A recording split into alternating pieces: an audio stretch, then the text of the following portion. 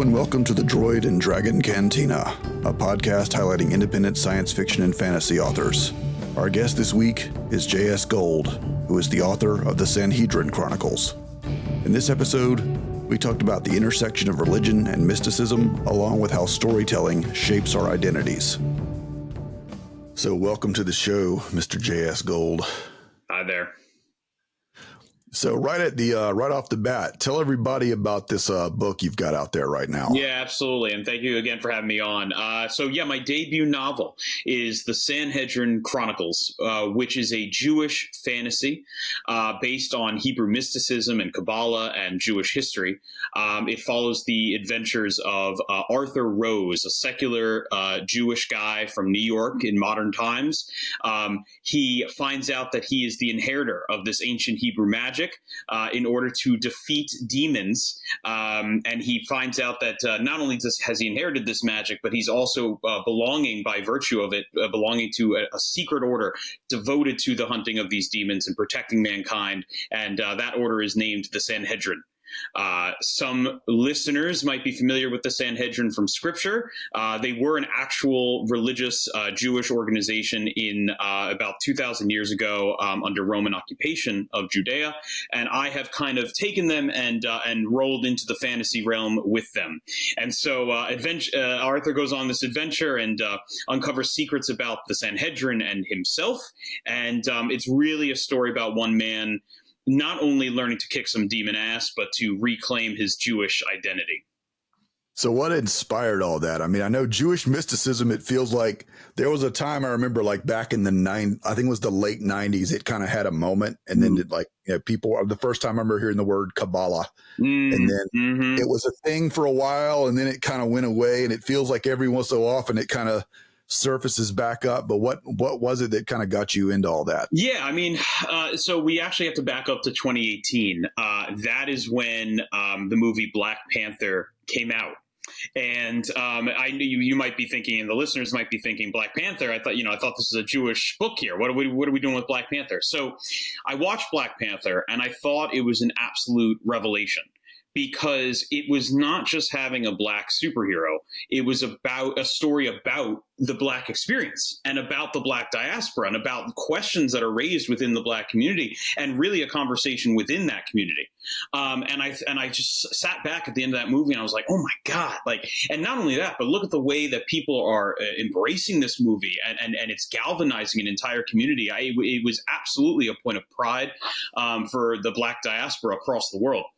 And I looked around and I was like, yeah, we have Jewish superheroes, right? They exist, famously. Magneto is a villain, but from the X-Men, Magneto is a survivor of the Holocaust camps. So he's perhaps the most notorious or famous of Jewish superhero fiction. And you'd have a lot of people who would argue he's not actually a villain. He is the Killmonger of the mutant world. Exactly. That is 100% correct. So for now, let's just say superhero fiction character. Magneto is the most well-known Jewish one. We'll say an antagonist. Antagonist. Fair enough. But even with Magneto, you do have some of those Jewish themes. But there were not that many stories with him or other Jewish characters like the Thing or like Kitty Pryde who had stories about being Jewish in the same vein as Black Panther was about the black experience. And so I wanted to set out and create that story where it was kick-ass, demon hunting. It was the Kabbalah. We can, which of course I can open up that, bag of worms anytime you want. And I wanted to kind of harness that and channel it into a superhero story about the Jewish world. And that would speak to, of course, everyone, but also to the Jewish community and say, here is your hero to rally behind, just like Black Panther.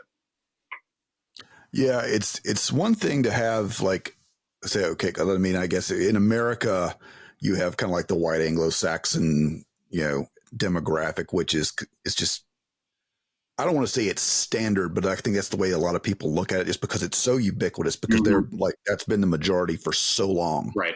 That you occasionally now it's certainly a lot more like in the last few years where people are kind of getting on board with the diversity thing. You have more characters coming in from different ethnicities, religions, whatever. And it's one thing to kind of have those people you kind of you kind of meet them, you cross paths with them, you learn a little bit about that. But it's another thing to deep dive, like what you got in Black Panther, where you didn't just kind of wade into the waters. You got into the ocean and you swam around, and you got to see it, like it, literally kind of. It's one thing, but it's got a difference between like swimming at the beach and going scuba diving, Oh, yeah. in the deep waters. I know exactly what you mean. And, another example that might be familiar to your listeners is Miss Marvel, the TV show. That was a show all about, with Kamala Khan, that was a show all about the partition and South Asian heritage and history and the real trauma that exists within that community. So Marvel has done this now a couple of times in the past 6-7 years. And I think they've learned that there is an appetite for that deep dive as you're describing it. And this I certainly would believe that my novel would take its place right among those stories. Yeah. So like, let's get into Kabbalah for people who don't know. Like, I know of it. I know a little bit about it, but like, tell everybody a little bit more about that and kind of how it informs your story. Yeah, absolutely. So there had always been an apocryphal tradition, or strain is perhaps a better word, within the Jewish community. Even thousands of years ago, you're talking about like the Book of Enoch, which is a story about the fallen angels, not unlike Lucifer in the Christian tradition. So there's always this apocryphal element within Judaism. Kabbalah is drawing from that. It's also mixing with a medieval European Jewish folklore into a new mystic or folklorish tradition that arises from that medieval period. So a lot of people think, oh, Kabbalah, it must be this ancient strain. Well, not really. I mean, as we understand it, with the demonology, with the amulets, with the charms, with the name of God, the golem, all of that really derives from these esoteric teachings in medieval Europe. And it was part of that kind of milieu. And it's what gave rise, it's kind of the backdrop to what gave rise to a lot of this kind of messianic Judaism that starts to rise up in the 1600s and the 1700s. You have famous figures like Sabbatai Tzvi, who believe he is the next Messiah. And they're drawing on that kind of Kabbalah understanding of the world, that it's not just God who created the universe in 7 days, but that there's an actual deeper framework to how metaphysics, to how reality works. There's different planes of existence or different planes of spirituality. And then that kind of mixes with, again, that demonology and angel categories, catalog. So it all kind of blends together into this unique tradition, so that by the 1700s, you do have a strain of Jews who are kind of leaning a little bit more into that mystic understanding of themselves. Well, I always found it fascinating because there's that famous line in, like, I believe it's the Old Testament, thou shalt not suffer a witch to live. Right. Whatever, that version that I'm getting that from. But I mean, then there's also, you go where there's these like seems like these kind of like hardcore or leaning hardcore mystics that pops up out of the same source, you know.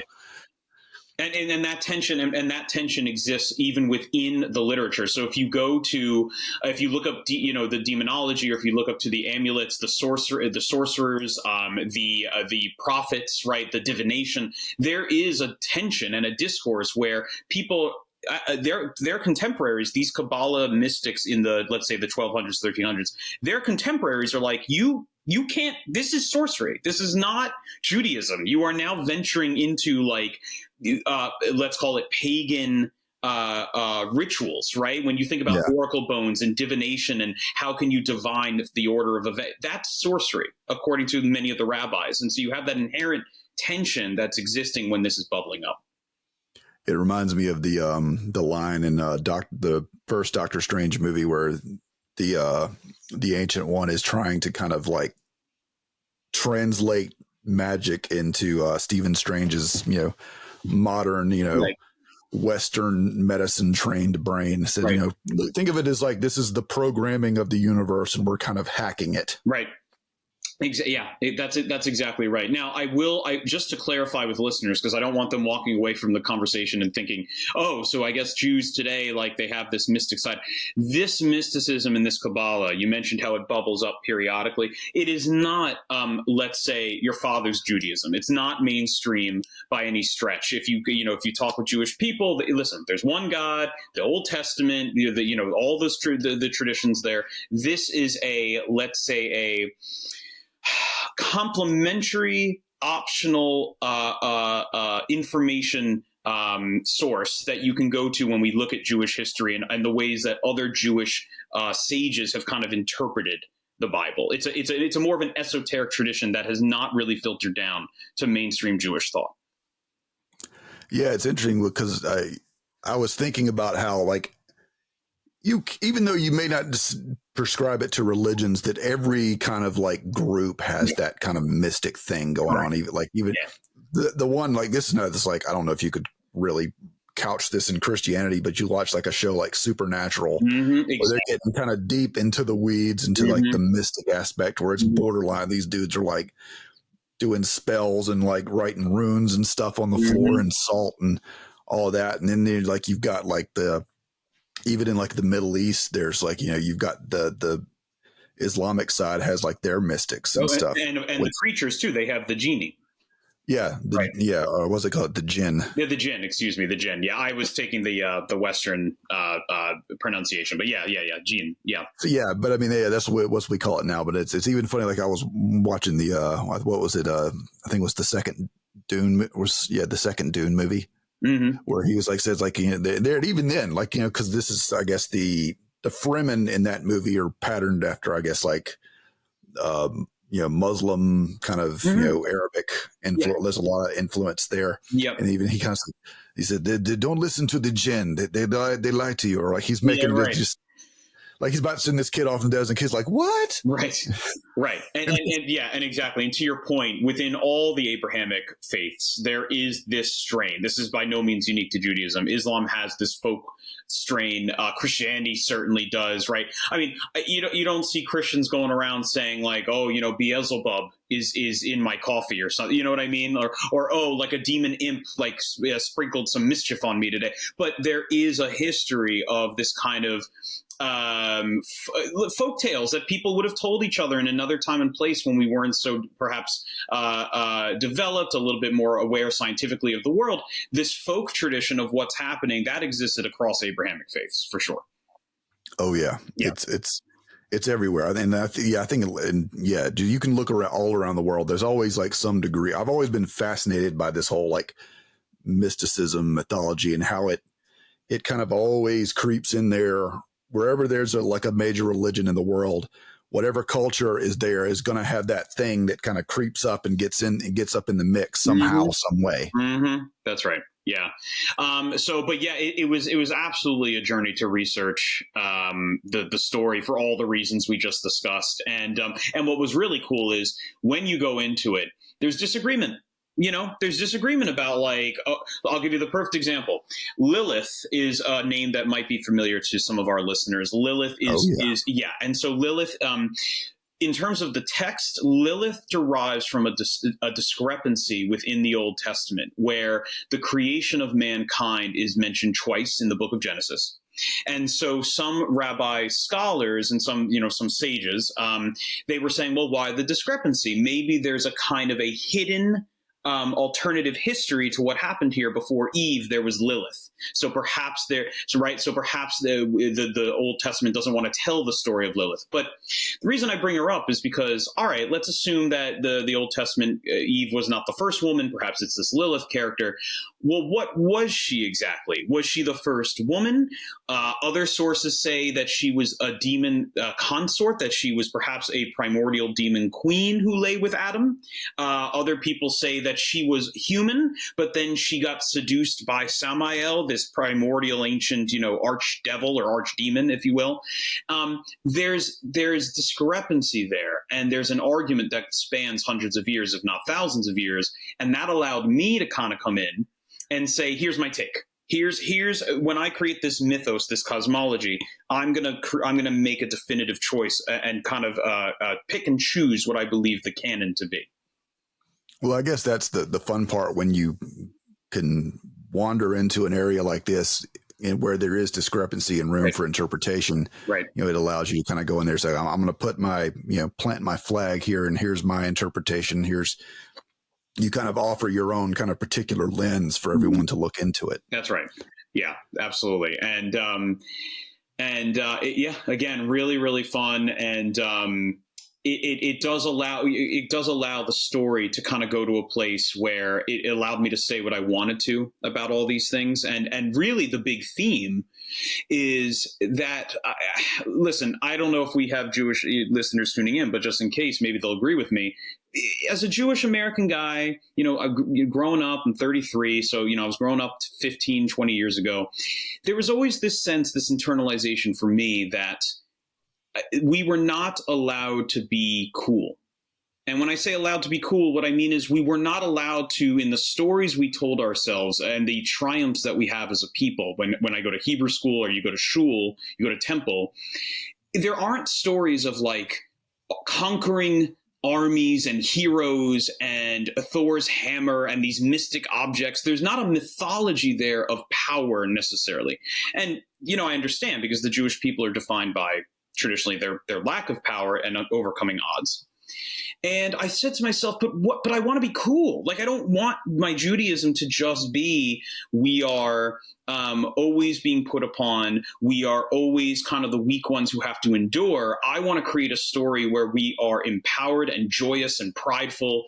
And so I created a character in Arthur who he has the same reservations that I do, these internalizations, and he has disassociated from his Judaism because he believes it's a religion and a faith of losers.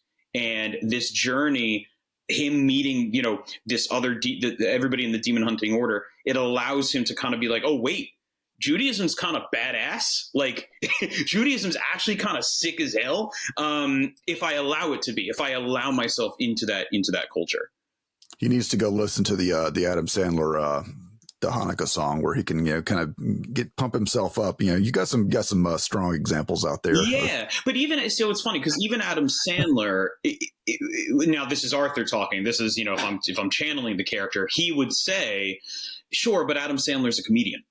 And the comedian is another role that Jews have been allowed to or expected to play in the American zeitgeist. So you've got the archetypes, right? You've got the Jewish lawyer, the Jewish comedian, the Larry Davids, the Jerry Seinfelds, and he's looking at that and he's like, what about just like the Jewish badass? What about like the Jewish hero, superhero?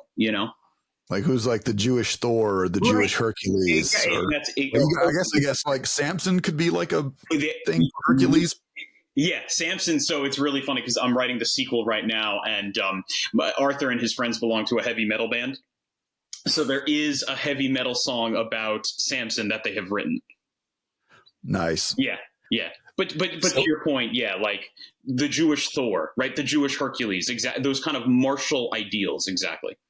Right. Well, I mean, that's such a thing. Again, we talked about like being like not that I would know about this, like being a minority within like a certain type of culture, but it's kind of like, because that's what you heard the same, again, it's going back to Black Panther, why I think part of why just listening to other people talk about it, that it was one time, like one of the few times you get to see Black people like in the full kind of spectrum of reality, where it's being joyous, being happy, being powerful, having agency. And it's not just because like so many times like this, like, okay, here's another movie about Black people being slaves, or here's another civil rights movie.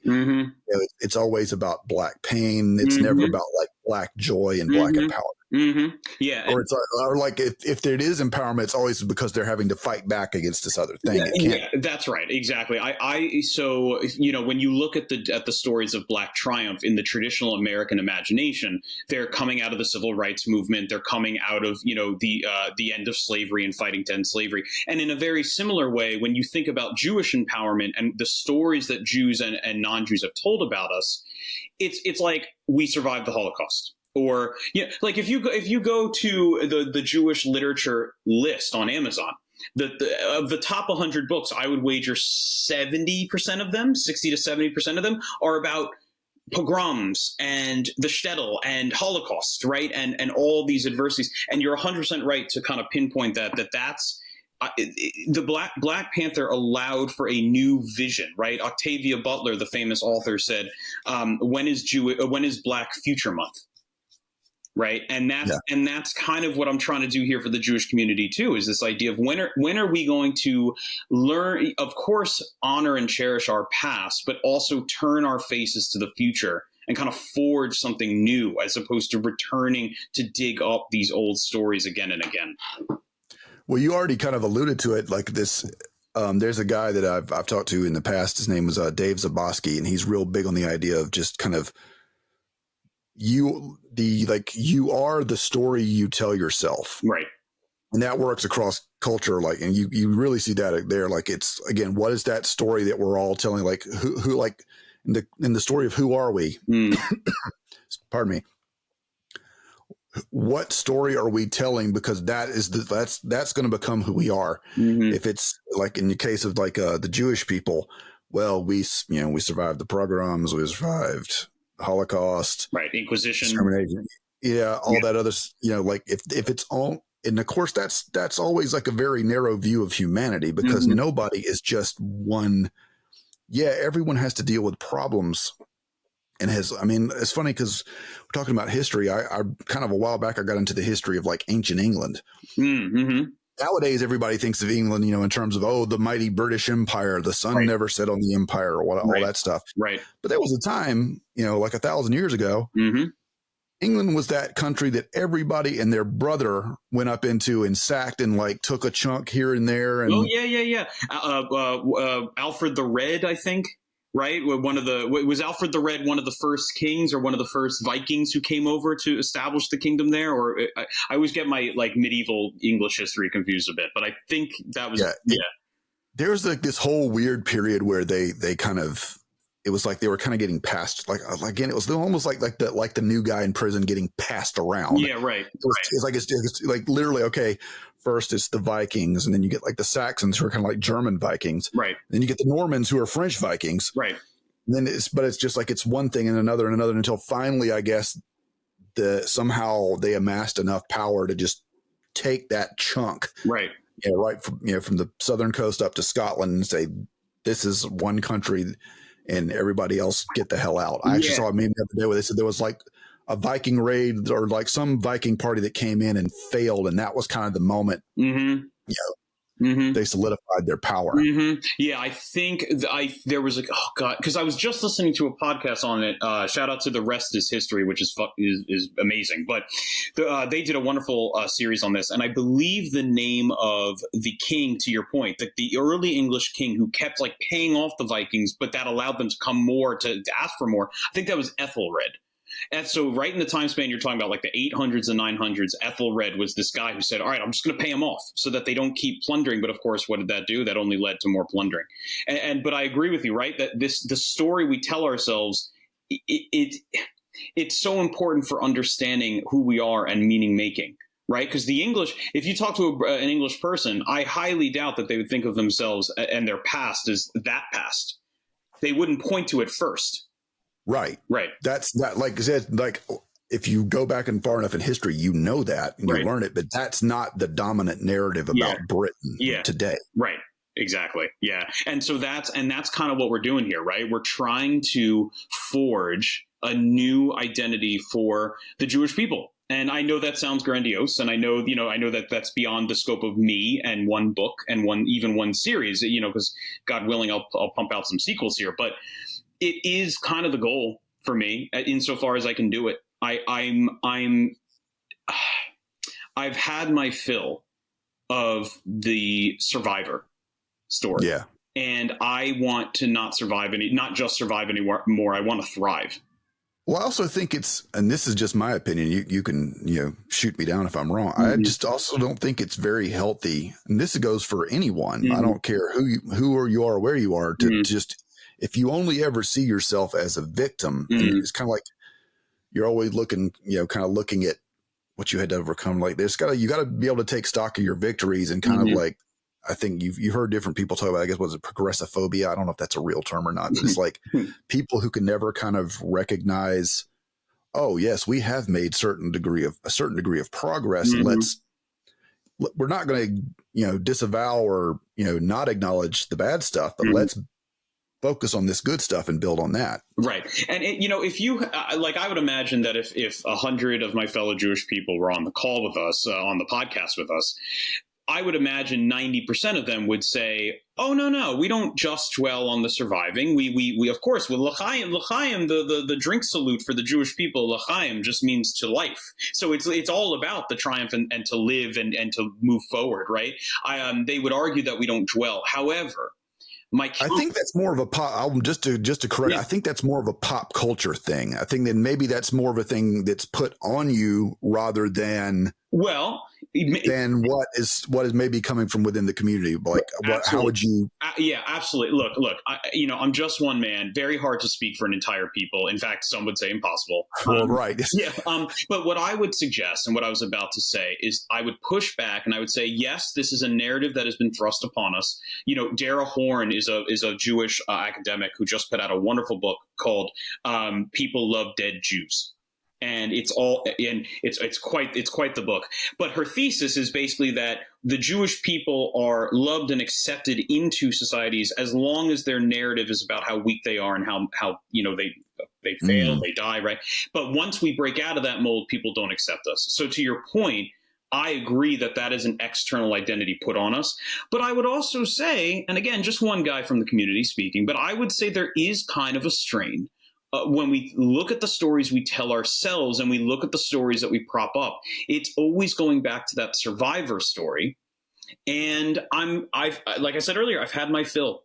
I teach a high school Holocaust and human behavior class, and we watched The Pianist, which is a wonderful movie, and it's powerful and it's moving, and it tears my kishkas out. Like I've got my two little ones back at home, and God forbid they should ever go through that. And it's so amazing of a story, but I'm also like, yeah, but I've seen this story now a lot, and I'm ready for new adventures for me and my people. Yeah. So getting into the storytelling, were you someone who always had like the writing bug, or was it something that you just kind of came upon later in life? That's a really good question. So I was a very undisciplined child all the way through my teenage years. I did not, because writing is one of the most disciplined things that a person can do. I didn't have the discipline to do it. But I had the stories in my head, even from an early age, like 13, 14. So what to do, right? What do you do?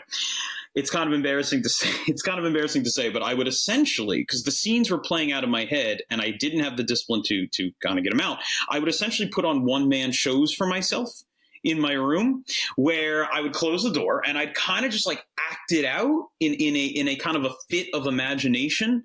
And it got to a point by college where it was the stories were becoming so much more sophisticated as I got older, and it was so brimming in my head that I actually had a moment where I said, if I don't get this down and just start to write something, I'm going to explode. I'm going to, like, this is not sustainable. I was in college, and like when there was when the door was closed, like sometimes I would just like have these fits.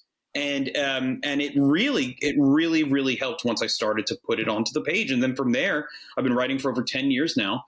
My wife, God bless her, understands, which is great life advice. Find somebody who understands. And from there, it was just a matter of honing your craft. You do it for 10 years. You keep going. I had a shitty book that I made. The first book I made was absolute trash, but it was mine. And then I made another shitty one and another shitty one. And then finally, I had a good one. I had one that I was proud of, and that was this one. So were you always setting out to do the indie publishing thing, or did you try to like shop that when you finally got ready to put a book out in the world? Yeah. Did you shop it around first? Yeah. So to clarify first, it is indie published, but it is through a publisher. It's through History of Press. So I have been published through a publisher, but yes, so there's a little bit of not like one of the major publishers. No. Yeah. Absolutely. Not one of the major ones. But there was a little serendipity in here because I happened to meet through a coworker. I happened to meet my literary agent who runs a writing workshop in New York City. I was working in New York City at the time. And so I met him. We got along great. He invited me into one of his workshops, and I must have been, I think I was 21. And then from there, every week, literally every week, just about from the time I was 21 to literally this very moment talking to you, I've been with this guy. I've been with these people, dozens of people I've met over 10 years in the writing workshops. And he, because he's an agent who ran the shop, he finally, when we knew we had this book ready to go, he put it out to a whole bunch of publishers. You get rejected, happens all the time. So we got rejected. One publisher, Histria, said, "Oh my God, this is great. We'd love to see more." They did. They still committed, and boom, we have a published novel. So and that process from day one writing to the publishing of this novel literally was 12 years of learning, getting better, and 12 years and about 4 books later. Wow, that's impressive. I know, like, I feel like a lot of I feel like a lot of writers have this thing where if they're not great coming out of the gate, you see a lot of people will kind of, that first or second thing they put out may not be that great, but that'll be enough to kind of shut them down. And I always say you have to be willing to be bad at something before you can be good at it. That's right. That's exactly. If you had to graph it, it would look like a valley, right? It would look. You start in one place and you kind of have to break down first. And then you get built back up and you start to learn. And it's like what Malcolm Gladwell says, right? You need 10,000 hours. And it's true. If you do something for 10,000 hours, I'm not sitting here saying you're going to be a genius at it, but I'm very sure you're going to be much better than when you started. Oh, 100%. Yeah. So like, what were some of those writers that you were looking to, I guess, or who were you reading or what were you watching even that was like inspiring you in the beginning? Oh yeah. So that's a really good question. Or as it pertains to this book. Yeah, well, right. So for this book, there's a few things going on here. So first of all, I've always had kind of a fascination with angels and with demons, and John Milton's, we're going real throwback here. John Milton's Paradise Lost, the epic poem by John Milton from I believe the 17th century. The way that he humanized and characterized his demons, specifically Lucifer, right? Spoiler alert, 400 years later, it's the fall of Lucifer.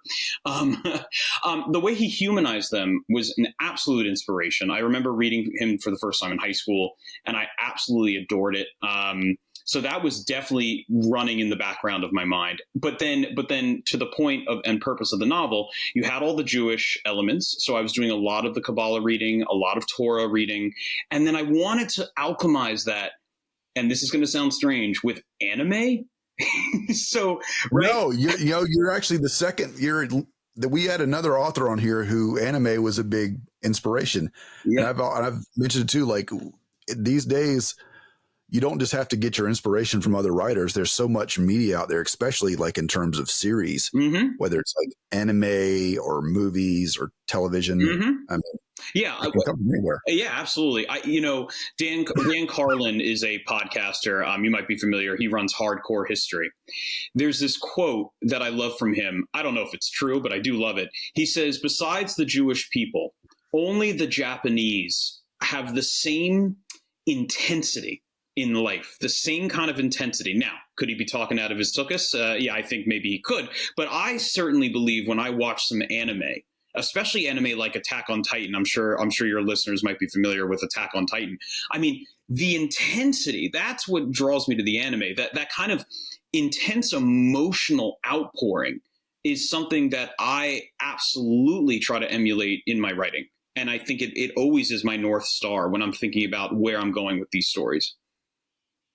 Yeah, I think that, well, I mean, gosh, anime, we could literally do a whole podcast on that. I am by no means the expert, but if you want to like talk about a thing to dive into, it just, and some of what's just been done with it, with some of the stories, whether you get like the Miyazaki, like all the Princess Mononoke, Howl's Moving Castle, all that stuff. And then you've got, all the the various, God, there's like too many series even to name. I know. What's your favorite anime? What's one that sticks out to you? Oh, one of my favorite of all time definitely would have to be Cowboy Bebop. Oh, you're not the first person to tell me that. It's like a nice, tight one season arc, and it's just stylistically so. It's like the way they kind of tie in everything, whether it's the futuristic sci-fi, the kind of the Western kind of ethos, and then like then they brought in jazz on top of it. Oh, I know. Yeah. And then of course you get some samurai stuff in there with Vicious. Yeah. It's kind of just such a great like melange of stuff, which you get it with a lot of anime. But this one kind of just it feels like something that just came fully formed. Right. And they gave you like a nice tight, I think it's like 10 episodes, like just a nice tight arc. Right. And it's like they hit it and quit. Yeah. Like to quote James Brown. Yeah, and that's also so refreshing in today's day and age when it's all about how can we extend story, right? It's like they've said, no, we know the perfect way to craft this. Yeah, and one of the things that I don't know if you would count this as anime, but it definitely feels kind of anime adjacent. Was the Blue Eye Samurai. I watched that recently. So I haven't seen it, but I would call it at least anime adjacent, like you did. Yeah, from what I've seen of it. Yeah, it is to me. What's the pull? That one, that is just like, to me, it is just artwork, because like you're seeing now, I feel like animation is having like this weird kind of resurgence, and people have been pointing to like Netflix as one of the things, because now you've also got like Arcane, which isn't anime, but is just beautiful. First, just style wise, it's just like, again, it's just beautiful just to look at. Like you've got all these frames that just look like they're paintings that literally came to life. Absolutely. The end of episode 3 of season 1. Spoilers for our listener. I'll try to avoid it too much, but there is a very tragic scene at the end of episode 3, which marks the end of a time, like right before a time skip, and that scene plays in my head for free all the time. Like, it's just so powerful. Oh, I'll go back and watch the end of season 1, like the big event. Yeah, like, right. Because they play like a Sting song underneath it. Yeah, the Sting. Yep. Especially when you go look up the lyrics to the song and you watch that play out. Like, I've got like tears in my eyes. Well, yeah, so the song, to that point, the song that plays at the end of episode 3 during that traumatic moment. Goodbye is the name of the song, and I actually was listening to it a couple of years ago as I was finishing up Sandhedrin. And I was crying, and I literally, it must have been 1 o'clock or 2 o'clock in the morning. And that song and that scene was so good. I got out of bed, no joke, 2 o'clock in the morning. I sat down on my computer and I just started continuing Sandhedrin. I did more. Because there's something so true about emotion that when you find a true emotion, it just transfers to every other piece of art in your head, or every other expression that you're trying to touch. Yeah, there's definitely something about certain pieces of art, because I know that I have something similar where it's like, even if I'm like trying to wind down or something in the evening, and I'll put on like that scene or something. There's certain scenes from like movies or TV that if I watch it, like I'm up. Yeah. I'm like it lights your brain on fire. Exactly. Yeah. In the best way. Because then like now you want to go write, you want to go look up other stuff. Exactly. And like books, movies, like, TV, stuff like that. Like that's kind of like that unique power that it has. Like it can put you right back there. Like, 100%. It's fresh. 100%. And that's actually, the music of anime, because we're talking about animation. The music of anime, I think, is one of the main reasons why it works so well. You have soundtracks of those shows that are just, again, stuck in my head. Are you a Dragon Ball Z fan? I know. I wouldn't say I don't dislike it, but I wouldn't. I feel like I could not call myself a fan, because based on other people I know who are fans, they would clap back at me. So like they'd be like, "Okay, what do you know? Like which episode? Like what, like there are like." I also feel like if you're a casual fan, you might as well not even own up to it, because the fans of Dragon Ball Z are hardcore fans. Yeah, man. I wouldn't say that I'm that hardcore, but let me tell you, you're familiar with like the general story beats, right? My brother is a fan, and I've watched it. Like he literally came to like he was staying with us for a couple of days, and like he just watched. I think he was watching that like for like almost an entire day. So like that's a fan, right? That's a fan. So I'm not quite at that level, but I'll tell you, talking about music and how scenes can just burn into your brain. the scene where Gohan goes Super Saiyan 2 for the first time up against Cell, and the music playing. So I watched the Western version. So Bruce Faulconer did the music there, and the name of the track is Gohan Angers, and it's this piano riff, and then I just immediately am transported to his the tears coming from his eyes and floating upwards as he has this outpouring of emotion. And I'm telling you, man, I put that on my computer, I put it in my headphones, whatever, and I'm writing. It's this moment of apotheosis that I just cannot get out of my brain. Yeah, I mean that's yeah. It's the kind of a thing that, like, when I hear people like poo-poo certain types of art forms, whether it's anime or nowadays it's becoming like fashionable to crap on like Marvel movies now, because they've been kind of the quality since Endgame has been kind of up and down. Right. But but there's also, like, again, like, you watch, say, like the they call it the portal scene at the end of Endgame. Oh, right. Same idea. And now, granted, like that if you have not watched anything, you watch that, it's not going to hit. But like, if you were watching those movies for the 10 almost 10 years, they built up to that moment. Like they earned it, as one of my, like they spent so long building up to it. And if you had invested all up to that time, that when you get to that moment, like that thing hits like I love watching reaction videos. Oh, dude. Every time. Absolutely 100%. Where they have the screens going around the entire YouTube vid and you see everybody's Yeah. Like another one that I love is when they brought Luke Skywalker into the end of The Mandalorian season 2. Sorry if I spoiled that for anybody, but even if you know that, it's just that moment where you get to see the fans like, this is what we wanted. Whatever you think of The Last Jedi. Yeah, right. Whatever it was trying to do, I think the reason it missed the mark for so many fans, because we just wanted to see Luke having progressed to like the height of his power. That's right. Not the sad old man that he kind. And I mean, granted, that storyline, I understand what they were trying to do with it, and I understand thematic wise, it's a whole thing. Right.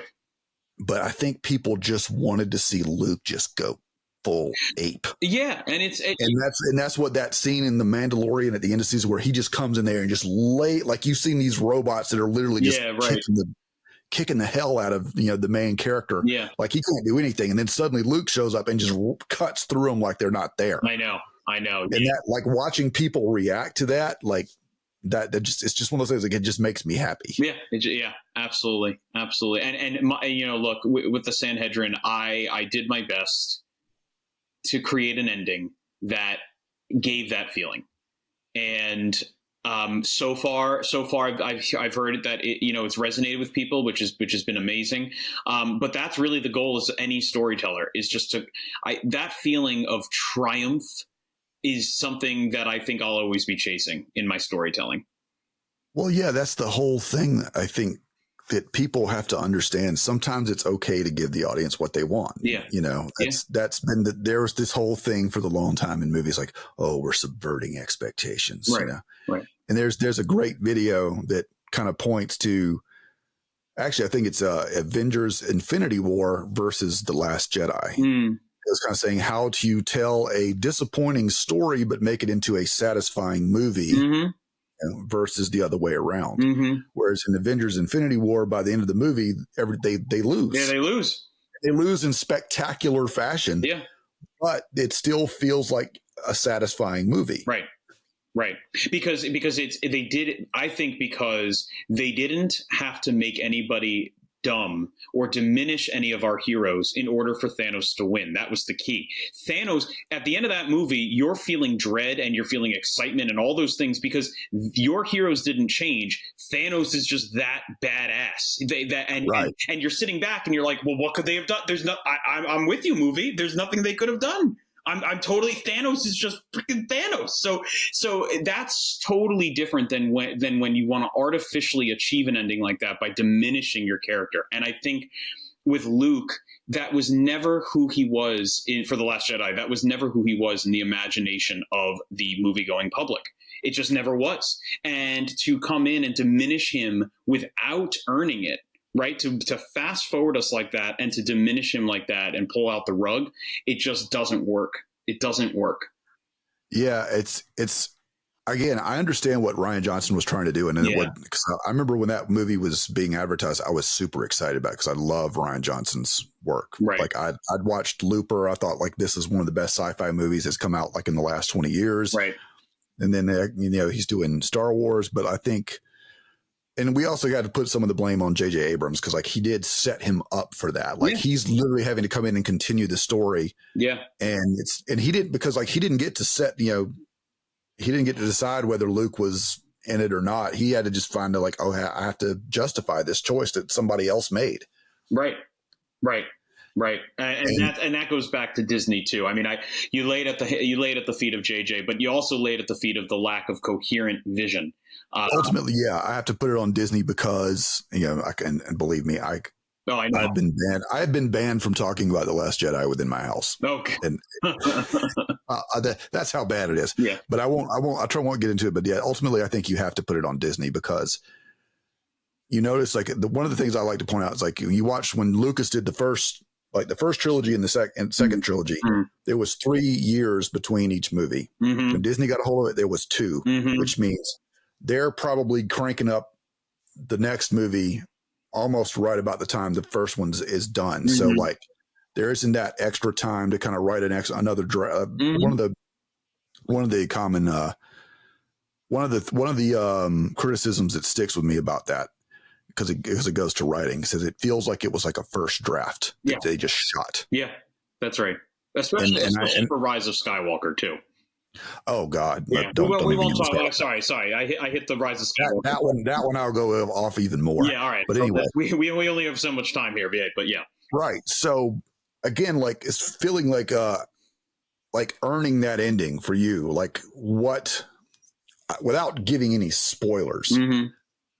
Are you kind of going into that like, okay, you want to get there, and then it's kind of a question of just working your way up to it, or does it evolve kind of naturally? No, that's of course one of the great debates in creation and art is for storytelling is, are you a pantser or are you a planner? And I'm a planner. I won't say I'm a planner 100%, but I will say I very heavily lean towards having a destination, having a map, and getting there. And the criticism, it's funny because the criticism that pantsers say about planners is, well, then that saps out all the joy out of it. If you know where you're going, that's half the joy. I'm like, listen, have you, when you write, you might have a map, but you do not necessarily know all the stones on the road, the trees you're walking by. You don't know the granular detail ever.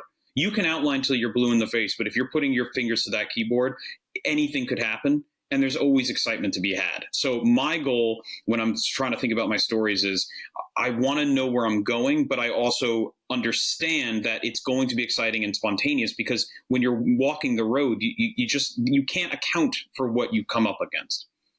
There's always a surprise.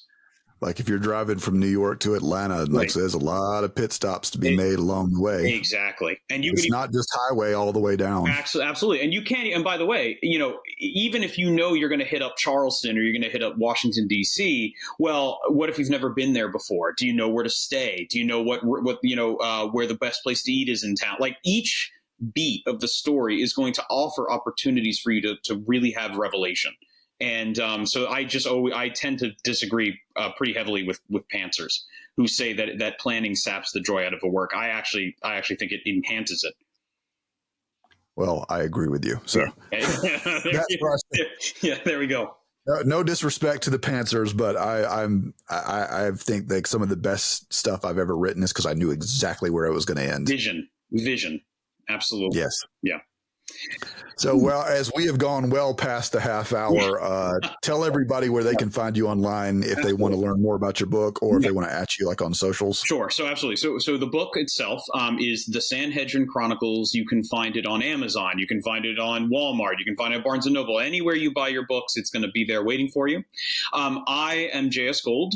You can find me on socials at JS Gold Author. I'm most active on TikTok and on Instagram. So Instagram especially. So those would definitely be the places to look for me. I also have a Substack. I have an essay column blog that I do. So you can find me there at JS Gold Author as well on Substack. Awesome. Yeah. Well, thanks for coming out, man. And we'll be on the lookout for whatever you're putting out in the future. Absolutely. Thank you so much, Brandon. Very appreciating being here. That will be all for this episode. This podcast has been a Carcutta Media production. To learn more about this show or other podcasts, visit carcuttamedia.com/podcasts or follow us on social media at Carcutta Media. This recording or any portion thereof may not be reproduced or used in any manner whatsoever without the express written permission of the publisher, except for use of brief quotations in a review. Copyright 2025 by Carcutta Media. All rights reserved.